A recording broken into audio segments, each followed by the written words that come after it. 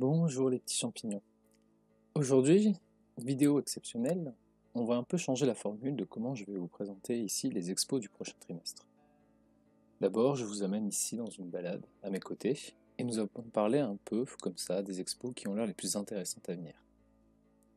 Nous allons commencer par Lyon, où parallèlement à l'une de ces pièces présentées au TMP du jeu d'ombre mise en scène par Jean Berlorini, nous avons Valère Novarina, qui exposera des œuvres plastiques, des estampes, de l'acrylique, à l'URDLA. Ici, c'est un travail présent à travers une mise en scène qui utilise ses propres toiles. Une œuvre plastique qui va au-delà de ce qui est rarement exposé. On est plongé aussi dans une sorte de pâte de mots qui constitue pour l'artiste chaque être humain. On nous plonge aussi donc dans cette pâte qui est la peinture et le dessin. Et c'est donc du 12 janvier au 12 mars. À Paris, Hip Hop 360. Une expo divisée en 6 parties, qui va nous plonger dans l'histoire d'un genre qui a été longtemps négligé et moqué, et mis de côté.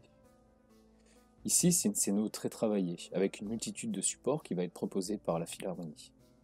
On va assister à la croissance inarrêtable du genre, en passant par des quais de métro parisiens, aux ondes radio ou au petit écran. Par exemple, l'émission Hip Hop, animée sur TF1 par Sydney dans les années 80.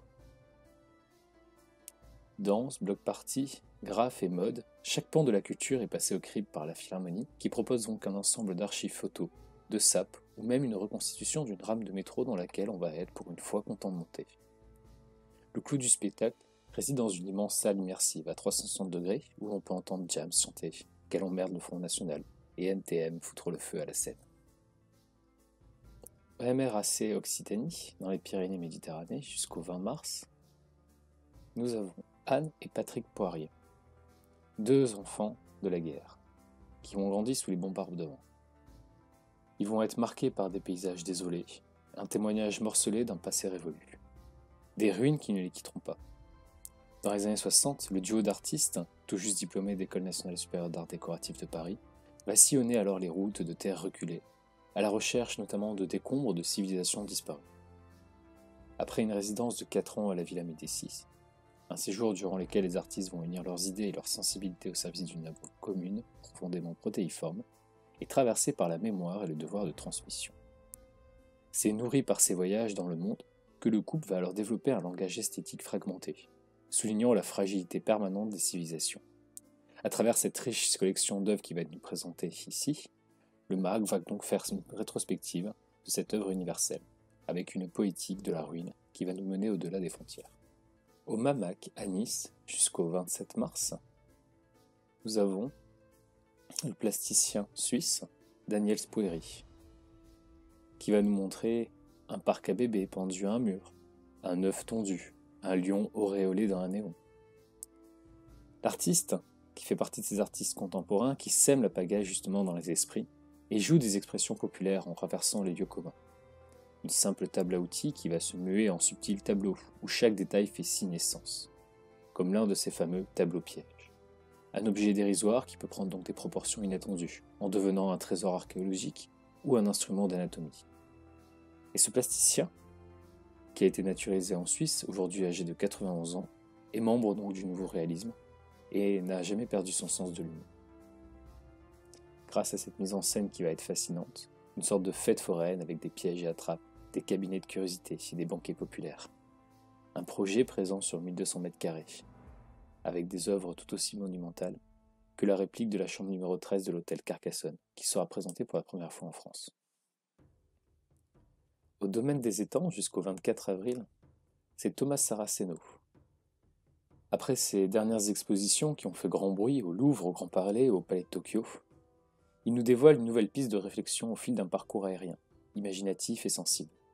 Nous ballotte d'une toile d'araignée à un ballon volant sans énergie fossile. De jardins flottants à la partition cachée de phénomènes célestes. Thomas Saraceno semble alors pouvoir traduire les notes silencieuses que joue l'orchestre du vivant. Et le domaine des étangs est là pour magnifier son œuvre. Puisque au-delà de l'architecture raffinée du lieu, constituée de pierre, de bois et de cuivre, la localisation idéale au cœur d'une campagne charentaise luxuriante, l'histoire du lieu qui porte en elle le souvenir d'un phénomène céleste unique.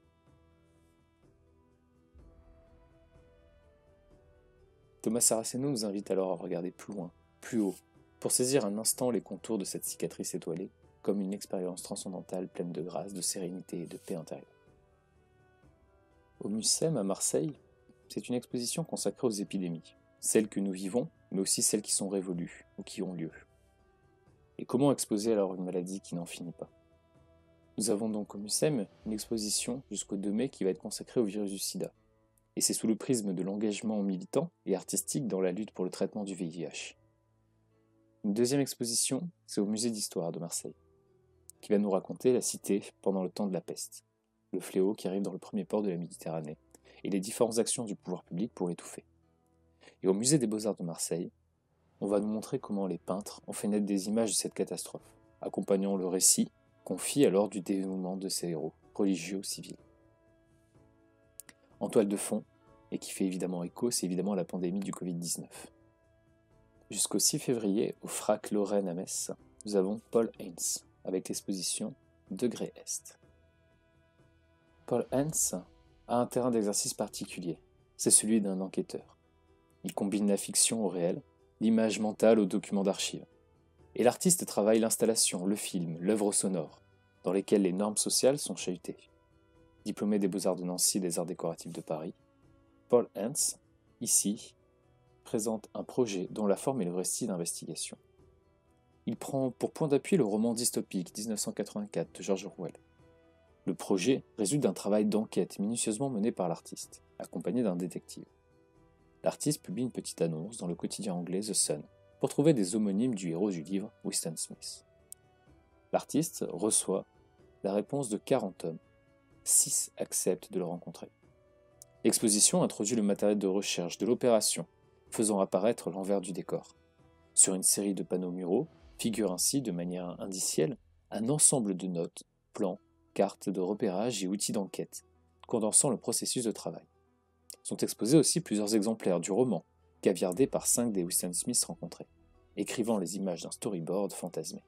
Enfin, il y a un film, Caractère, qui a été réalisé à partir de la rencontre orchestrée de ces homonymes, qui ne partagent qu'un nom de personnage fictif et un récit. En déconstruisant par la fiction le travail d'exploration, Paul Heyns crée un nouveau dispositif de la confidence. À travers la forme de l'enquête, se met en place une sociographie hasardeuse, un espace ouvert au bruit du monde. Ensuite, cette année est marquée par des festivités qui consacrent Villeurbanne, première capitale française de la culture pour 2022. Donc il va falloir rester attentif à toute la programmation et manifestation qui doit compter plus de 700 événements, 200 concerts, 22 parcours patrimoniaux et 30 festivals, dont un entièrement composé et organisé par un groupe de 100 jeunes Villeurbanais âgés de 12 à 25 ans. Et parmi ces spectacles, des productions inédites du Théâtre du Soleil d'Ariane Munchkik et de la Compagnie Royale du Luxe. Toujours à Lyon cette fois, le musée d'art contemporain expérimente la co-conception avec un groupe d'étudiants du Master Patrimoine et Musée, Parcours Médiation culturelle et numérique de l'Université Lyon 3, d'une exposition d'œuvres de sa collection pensée tout particulièrement pour les enfants. L'exposition, c'est Little Odyssey. Elle est conçue comme un parcours sensoriel en 3 parties, inspiré par les cycles de développement d'un enfant. Une ode à la découverte et à l'expérimentation. Elle questionne l'interaction de son corps avec les environnements, illustrant les différents degrés de rencontre du petit visiteur avec le monde, cheminant de l'intérieur à l'extérieur et de la perception physique à une approche plus intellectuelle. Les plus jeunes rencontrent l'art dans toutes ses dimensions. À Paris, à la Fondation Cartier pour l'art contemporain, du 13 février au 29 mai, c'est Graziella Iturbide, une photographie du monde. La photographe mexicaine façonne le monde avec talent à travers son objectif. Elle fait ses armes aux côtés du photographe Manuel Alvarez Bravo, avant de s'en détacher pour créer une œuvre où le quotidien côtoie l'insolite. Aujourd'hui, figure emblématique de la photographie sud-américaine, elle se voit consacrer une exposition à la Fondation Cartier.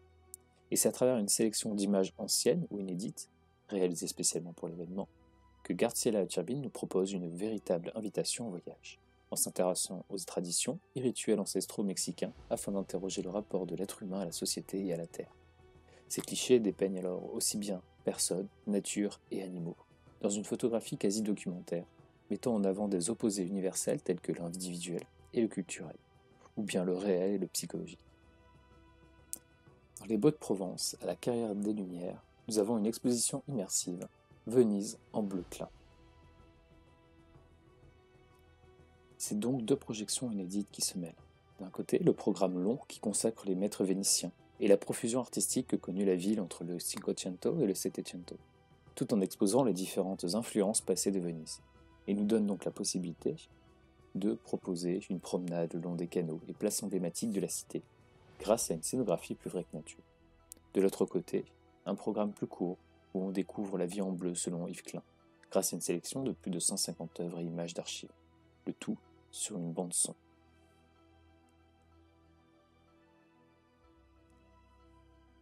Merci de m'avoir accompagné dans cette petite balade réflexive. Restez créatifs. Au revoir.